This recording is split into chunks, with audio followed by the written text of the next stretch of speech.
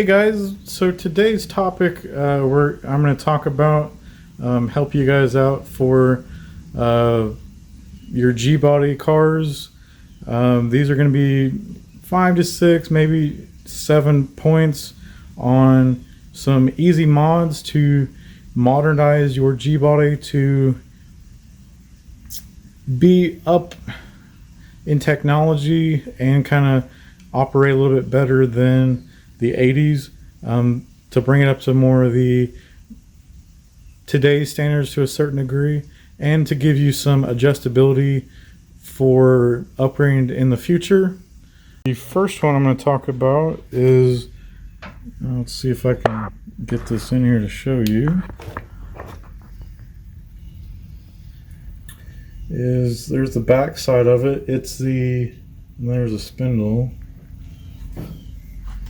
which is this is the 98 to 04 S10 Blazer spindle and brake setup.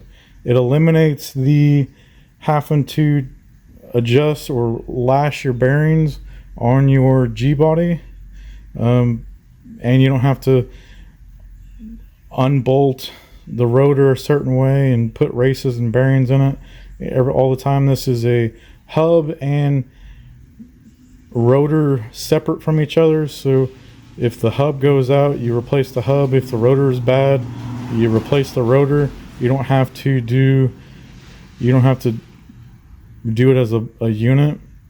That would be the first upgrade I'd recommend to today's standards. The next one is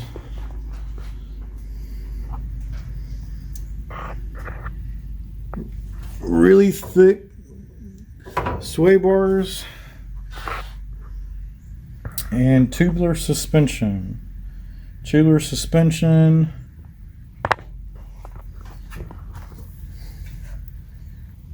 And like there's a custom end links, I think from Spoon or maybe UMI, I don't remember, but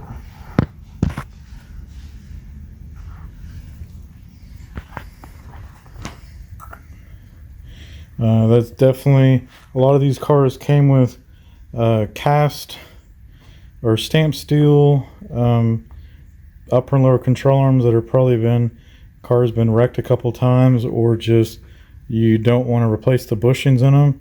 Well, tubular control arms make it where you just swap out. It's a good setup to use.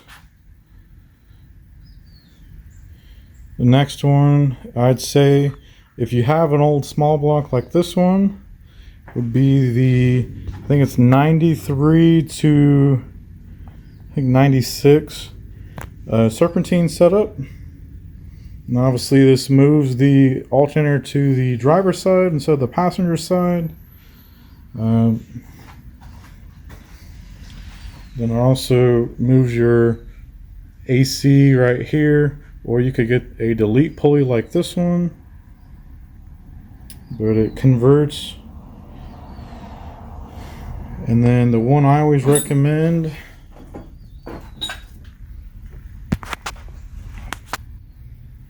is the one with this pulley and no smog.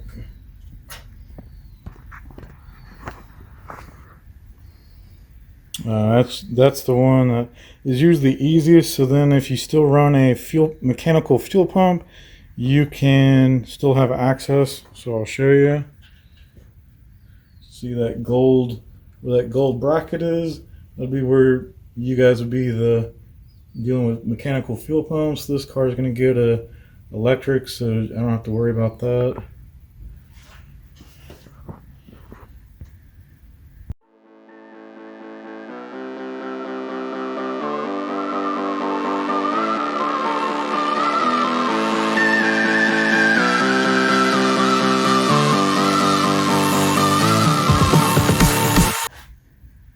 Now I'm going to talk about the next one on the list. It's definitely for ones that need the extra miles per gallon and they want an extra gear. Would be the 200 R4 or the 700 R4 transmissions. Now obviously if you have a Gbody that came with a turbo 350, you probably can just swap the drive shaft. If you have a turbo 350 car and you're going with a 700 R4, you do have to get the drive shaft adjusted.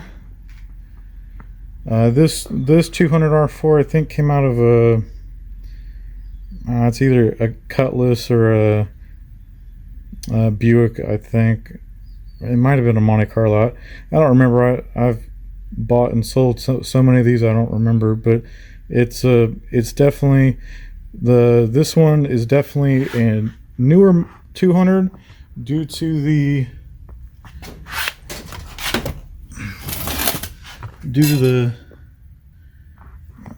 case design. So if you have the multi bolt, which would be this is your Chevy pattern, this is your Buick. So use these on the inside would be your Chevy based, and then you use the top if yours is Oldsmobile or Buick or Pontiac. Now, one thing you need to think about is if you do run a overdrive transmission on your Gbody, especially if it's 82 and up.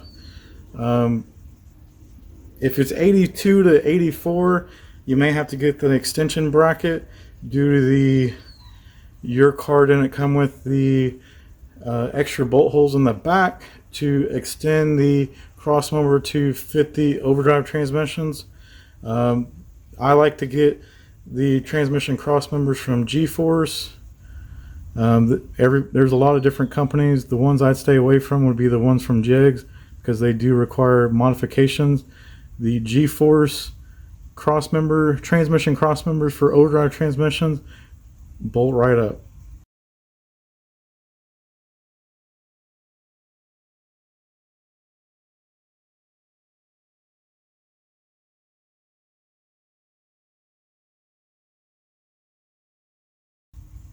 Now, if you do have a 78 to 81 car, you definitely have to get the extension bracket where it extends gives you some extra bolt holes on the driver side only versus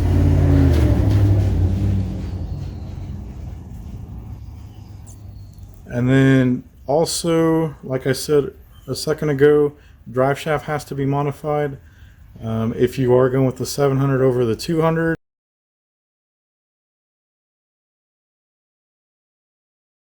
Okay, the next items I'd say is upgrading the rear end, which if you want bulletproof, 4 9-inch is a really good upgrade. Once you do it, you never have to worry about it.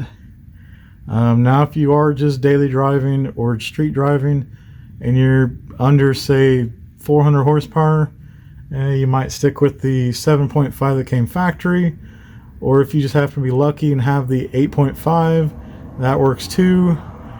But with the money the Grand National rear ends the 8.5s go for, it's cheaper to sell it to somebody that really wants it and then buy a 4 9-inch and then beat on it.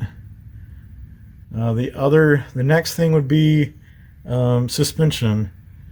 This car has UMI rear trailing arms, rear brace, has Hosches lowering shocks, has UMI lowering springs, polyurethane bushings for the springs or spring inserts.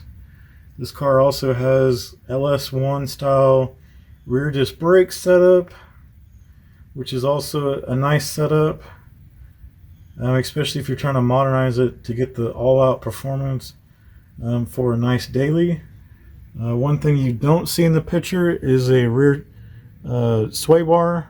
I do have it, I just haven't installed it. Definitely these cars need a rear sway bar. The one I don't recommend If you have a stock style trailing lower trailing arm, is the where it bolts, the sway bar bolts to the trailing arm. Because of that, a lot of the times I would break sway bars because over time, just the how it articulates, it wears out and it breaks right where the bolt holes are at. I like the one where it bolts to the and mounts to the rear end itself. It works better. And there's the one of the rear braces from shock tower to shock tower. Just a bunch of stuff that's not complete yet, but I'll go elaborate later. And then the brace from the lower trailing arm to the upper, which is right there.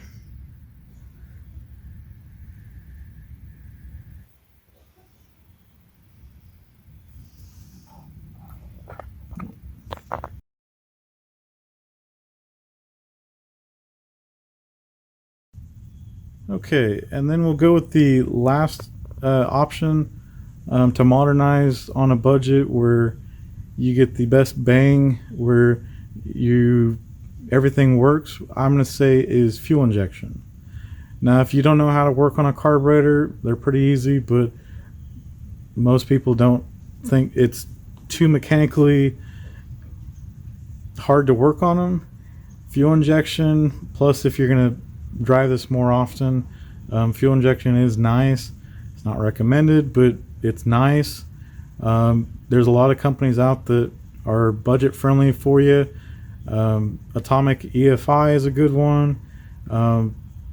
Sniper, just be forewarned, the Sniper ones do have some issues just from a manufacturing standpoint. I'm not saying all of them are that way. You might just get a dud if you buy it brand new. It happens. Just let them send you another one and they'll fix it. But Atomic is the one I have that will be put on one of my vehicles. I have a old quick fuel EFI setup that was cheap and I found off Craigslist. There's a lot of people put fuel injection on their car and don't know how to tune it, and they think that they'd rather go back to carburetors. So you can get some really good deals on some of these EFI setups. It's definitely worth paying the $800 to $1,000 for the upgrade if you want fuel injection. Now, there are a lot of stuff you have to do. It's just one of those things. I'm giving you a forewarning. You do have to change gas tanks. A lot of the Gbodies go with do have to go with a Monte Carlo style gas tank or the Grand National style if you want to stay with a fuel pump in the end tank, or if you do have a carbureted gas tank. Holley does make a retro sending unit now, with which it also uses the Hydromat fuel strainer, so you don't have to worry about having a bucket, the factory GM style bucket that would hold fuel so when you get low it doesn't slosh. You don't have to worry about that nowadays. I still would recommend the Grand National or the Monte Carlo tank with the correct sending unit, but you can use your factory setup. It's not, just remember you have to buy the Holley sending unit with their Holley strainer, which is the Hydromat. That's definitely required if you go EFI, or especially if you're going to go EFI and boosted, which is sometimes not budget friendly. But we're just talking about NA, just big cam, a nice running motor, and EFI with all the stuff that I'm talking about. But here's some of the things that I would recommend, especially in 2022. If you want to upgrade and modernize your car to handle better and operate like a newer car, just with an older car, these are the things that I'd recommend. I'll give you a bonus one I just remembered, is all these cars came with 14 or 15-inch wheels. If you upgrade to the 17-inch wheels or 18-inch wheels, which both of those work great on these cars to fit the bigger brakes, it's definitely going to ride a little bit better, and you're going to find that you're going to be able to get tires better than the older 15s and 14s that are almost obsolete. So it's just one of those things to think about. One thing I didn't talk about when I was talking about the S10 Blazer spindle setup is if you do that factory brake setup, it does work with your as is. So by the rotor, the caliper, and the spindles. If you do want to lower your car they do make a 2-inch drop spindle. I don't remember the company, but you can get a 2-inch drop spindle, or if you don't want to lower your car that way and you just want to do a lowering spring, you can just go to a Sauger and get the regular OEM Blazer spindle. Now, one thing great about that is if you do get the Blazer spindle, you can upgrade to Corvette C5 rotor setup, which is a 13-inch rotor, or if you want, you can upgrade also to the C6 Z06, which is the 6-piston, also down the road. With that spindle setup, you can also do, I've seen people do 14-inch rotor from a Z06 C6 with a C5 or C6 single, the regular base caliper, and you can do the oversized. You do have to get a special bracket. There's a guy that I like to buy brackets from. He's off on eBay, or you can go to wherever you find online. There's a bunch of them that now make brackets, and then because the technology has changed, you can get the Camaro. A lot of companies now are making brackets where you can run 5th gen Camaro with the Brembo package on these cars too, but that's required a lot bigger wheel and not really a budget friendly setup. I like the C5 or C6 brake setups as an upgrade once you get tired of the S10 Blazers factory spindles and factory brakes. But that's just a few pointers. Okay guys, so if you did like this video, I'll be definitely doing some more Gbody videos in the future, especially builds and just showing you stuff that you may not know or is not talked about. And if you did like this video, please put a comment. I'd like to hear your opinion on my list of what I've talked about. And if you did like this video, I do have other Gbody content on the channel. I do have a video that talks about it's the first episode of the build, the Pontiac Gbody build. I do also have other content on my channel, so if you want to watch some more of those, I will put those in the description. And subscribe, and we'll see you on the next one.